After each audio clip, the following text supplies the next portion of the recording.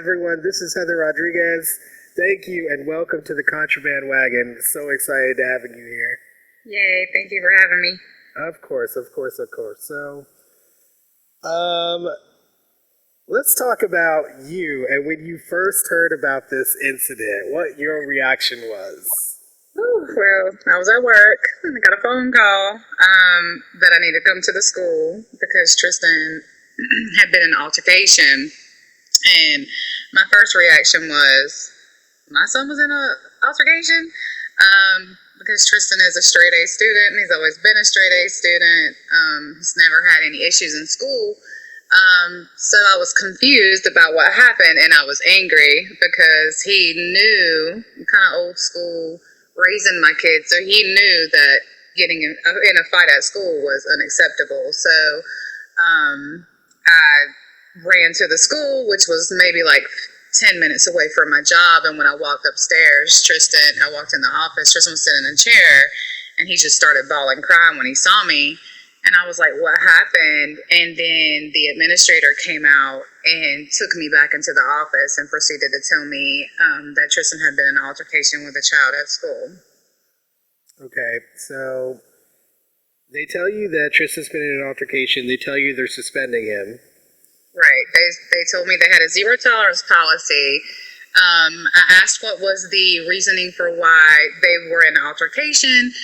And the administrator at the school made it seem like Trystan was the aggressor. He said that, there was a little pushing and shoving between two kids on the way to class, that Trystan had reported that the child had knocked a book out of his hand and that Trystan snatched his book bag off like he wanted to square up.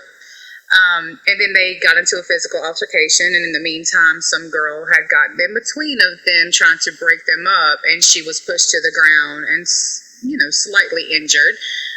And because of their zero tolerance policy, both kids were going to be suspended. And that was all they told me of what had occurred. So when did you learn that there was more to the story than what they were telling you there? On the way home, Trystan was just like out of control sobbing. It took me a while to calm him down. So I think the biggest thing was when we got home, we sat down. I gave him a little bit of time to kind of calm himself.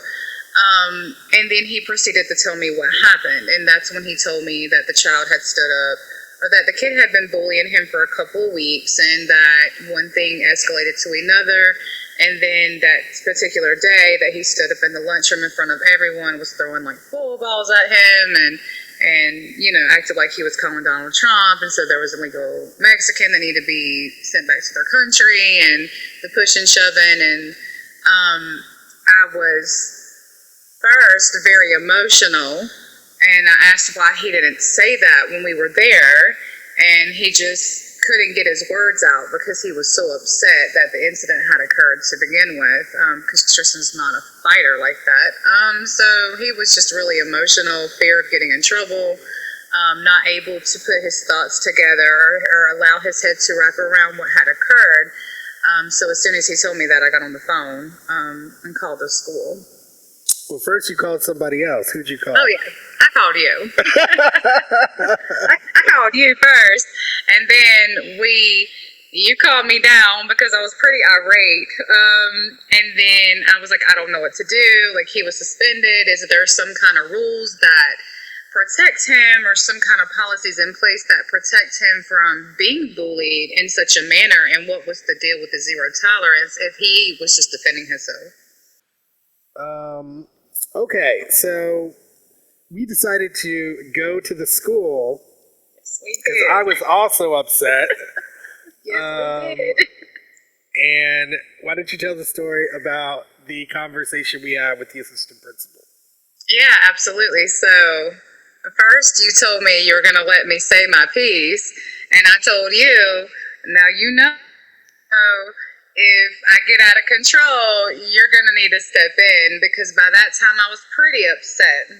So we go in and we sit with the administrator, who proceeds to say, Trystan should have told us that this had happened, and we're laying out exactly the chain of events that had occurred leading up to the altercation, what was said. He, of course, said Trystan didn't tell him any of that, and I was like, well, he was very upset that day, and would you have even given him the opportunity to say what he had to say because you were just adamant that he was the aggressor?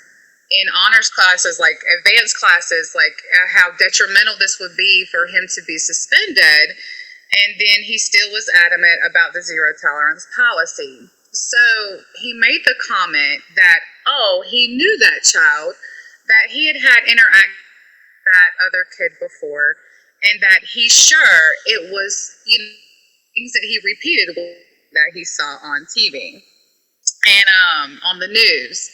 And I got really upset, and I don't know if you said, what 12-year-old child do you know that watches the news? Most 12-year-olds don't. They're on their game boxes. And he proceeded to tell me that, and I said it came from the parents.